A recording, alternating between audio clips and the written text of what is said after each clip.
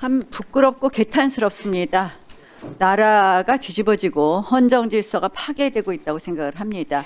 우리 국회에서 그저께 통과시킨 법들 보십시오. 정부조직법, 국감 증감법, 국회법 전부 다 하나같이 위헌 위법합니다. 그런데 그 중심에 법사위가 있습니다. 법사위는 또 그 진행에 있어서도 안타깝지만 4명 의원 앉아 있는데 3명의 의원들에게 퇴장을 명하고 질서유지권을 직권의 사실을 남용해서 발동하고 이렇게 해서 오늘 청문회 요구서도 어떻게 제출됐습니까? 어떻게 통과됐습니까?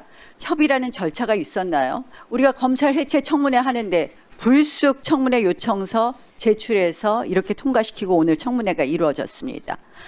저는 사실은 이 청문회 자체도 도대체 있을 수 없는 청문회다. 오죽했으면 대법원장이 불출석 사유서가 아니라 의견서를 냈겠습니까? 헌법 103조 위반이고 법원조직법 65조 합의는 공개할 수 없다는 법원조직법 65조 위반이고 그리고 국정감사 및 증언에 관한 법률 제8조 위반입니다. 민주당이 한마디로 이런 청문회를 빌미로 해서 이재명 대통령 재판 뒤집고 그리고 내란 재판 무조건 유죄 내라 하는 것, 이것이 노골적으로 한마디로 재판에 개입하는 것, 이것이 바로 저는 입법부에 의한 내란이라고 봅니다. 저희한테 내란 하시지 말고 이런 행위를 하는 것 자체가 국민들에게 부끄러운 일이다. 그 청문회에 당연히 오지 않아야 될, 출석하지 않아야 될 사람들이 의견서를 냈습니다. 그런데 그 청문회에 안 왔다는 이유로 가짜 유튜브 뉴스를 기반으로 한 청문회에 안 왔다는 이유로 대법원 청문회를 하루 더 한다? 이건 뭐 정치 보복입니까? 국회가 이렇게 막강한 권한이 있습니까? 선출된 권력이 제일 우위에 있다. 권력도 서열이 있다라는 대통령의 말씀이, 이재명 대통령의 말씀이 신호탄이 돼서 대통령도 바꿔치는데 대법원장은 못 바꾸냐? 뭐 판사가 무오류의 신이냐? 저희는 보니까요. 여기 국회에 총무비서관 한 번도 출석 안 한 적 없었는데 그 출석 안 하는 김현지 지금 현 부속실장 그분이 무법의 신인 것 같습니다. 도대체 이렇게 무오류의 신인가 하면서 이렇게 대법원을 도륙하고 또 지금 뭐 파견 검사들 아니 뭐 검찰청 해체한다는데 파견 검사들이 본인들 의견 표명 당연히 할 수 있죠. 이걸 또 법사위에서 개입하겠다? 저는 이렇게 판검사 도륙하고 대한민국 권력이 선출된 권력이 모든 권력에 우선한다고 하는 것 자체가 국민이 준 선출된 권력, 입법부에 대한 이 권한을 넘는 거라고 생각을 합니다. 멈춰야 된다고 생각을 합니다. 특히 이번 청문회에 있어서는 지금 민주당이 대법원을 이렇게 도륙하고 나서 뭐 사심제를 도입한다고 하는데요. 저는 그건 뭐냐? 사심제에서 헌법재판소로 가져가겠다. 헌법재판소는 민주당 주머니에 안에 있나 보죠. 정말 창피한 일이라고 생각을 합니다. 그래서 이 사심제 한다는 것 자체가 민주당이 신속한 재판하겠다는 것에 하고 모순되는 것뿐만 아니라 정말 이렇게 해서 대법원의 권위를 어떻게든지 실추시키고 그리고 한마디로 이 사법부를 뒤집겠다는 것, 이것에 대해서 국민들은 그 뜻을 알 거라고 생각을 하고요. 여기 서영교 의원님, 전현희 의원님 오셨는데 이게 다 가짜 뉴스로 시작된 거 아닙니까? 그 AI 뭐 이런 운운하시지 말고 가짜 뉴스에 대한 것. 특히 서영교 의원님 지난번에 우리 당 보좌진 이름 거명해서 완전히 보좌진이 엄청 고생했습니다.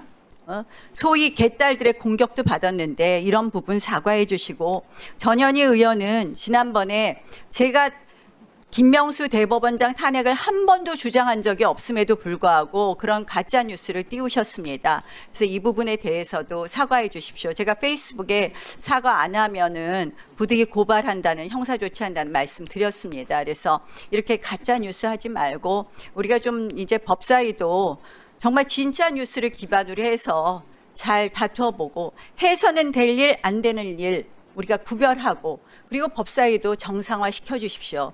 위원장님 혼자의 법사위가 아니니까 많이 이렇게 우리 의원들 발언권을 뺏는다든지 또는 여러 가지 절차에 있어서 법사위원장께서 절차를 잘 진행해 주실 것을 다시 한번 촉구합니다. 네, 서영교 의원님. 예, 서영교입니다. 우선 신상 발언으로 먼저 할게요. 오늘 고소장 접수해 드릴게요. 이러면 안 좋은데 고소장 접수해 드릴게요. 서영교가 AI를 가지고 이야기했다고요? 조희대 대법원장이 4월 22일 2부에 배당된 것을 그날로 전원합의체로 끌어올리고 그리고 24일 표결을 끝내서 이재명 대통령 후보의 자격을 박탈하려고 했던 그 대선 개입 의혹, 그리고 직권남용 의혹, 선거법 중립의 의무 의혹, 이것을 왜 국민의힘은 숨기려고 하는 거죠? 조희대 대법원장이 누구와 어떤 연락을 했는지, 누구와 어떤 모의를 했는지 낱낱이 밝혀져야 합니다. 조희대가 윤석열과 통화를 했는지, 김건희와 이야기를 했는지, 한덕수와 이야기를 했는지, 정상명과 이야기를 했는지, 김충식과 이야기를 했는지, 그리고 계엄 당일날 전화를 윤석열에게부터 받은 나경원, 윤석열이 계엄 당일날 나경원에게 왜 전화를 했을까? 이 모든 것부터 다 밝혀져야 합니다. 한덕수를 4월 30일 날 한덕수가 엠박을 겁니다. 한덕수는 자기의 맡은 소임을 다하겠다고 해놓고 엠박을 걸고 출마를 예언합니다. 그리고 5월 1일 날 파기환송이 나고 5월 1일 4시 한덕수가 사직합니다.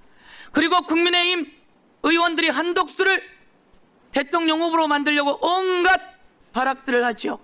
그 과정에서 한덕수와 국민의힘은 무슨 전화 통화를 했는지, 어떻게 만나고 무슨 모임을 했는지, 그리고 조희대가 5월 1일 3시에 파기환송하는 그 시간을 어떻게 알고 한덕수는 4시에 사직했는지, 그리고 전날 어떻게 엠박을 걸었는지, 이 과정에서 윤석열, 김건희, 쌍권, 그리고 윤석열이 전화한 나경원 등 모두 다 의혹 아닙니까? 저는 낱낱이 밝혀져야 된다고 생각합니다. 그래서 이 부분에 대해서 우리가 청문회 하자고 했던 거 아닙니까? 꼴리는 게 없으면 나왔어야죠. 꼴리는 게 없으면 나왔어야죠. 조희대 대법원장 취임하던 날 이야기한 겁니다. 한 건이 사법부의 신뢰를 통째로 무너뜨리게 할 수도 있다는 것을 반드시 명심해야 합니다. 그 한 건이 불공정하게 처리한 사건, 그 한 건이 이게 바로 5월 1일 파기환송한 그 사건이에요. 사법부의 개혁의 문은 조희대가 열었다. 사법부 개혁의 문은 지기현이 열었다. 검찰 폐지의 문은 윤석열이 열었다. 검찰 폐지의 문은 윤석열과 함께 있었던 그 검사들이 열었다.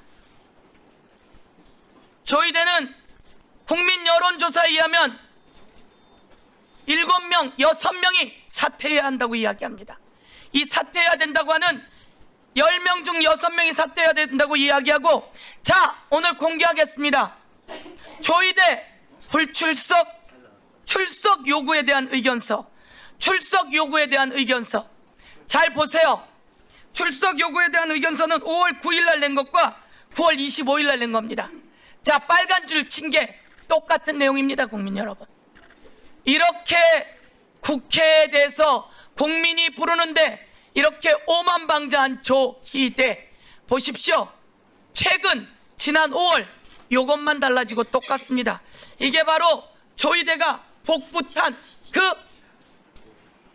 출석의 요구에 대한 의견서입니다. 불출석 사유서도 정당해야 불출석 사유서가 인정되는 것인데, 이 불출석 사유서도 아니고 출석 요구에 대한 의견서라며 불출석 이야기를 합니다.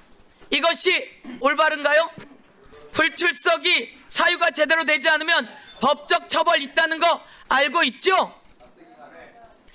마저 한 번 더, 우리는 그래서 현장에 가야 합니다. 조희대가 도대체 무슨 일을 벌였고 어떤 일을 했는지 우리가 조희대 일정을 요구했어요. 일정을 요구했는데 이 조희대 자기 일정을 보내면서 5월 1일 날 파기환송한 것도 안 넣어 갖고 왔어요. 그리고 4월 24일 날 표결한 것도 안 넣어 갖고 왔어요. 이렇게 안 넣어 갖고 오면서 가짜 일정을 보냈다는 것에 대해서 현장에 가서 철저하게 감사해야 된다고 요구하겠습니다.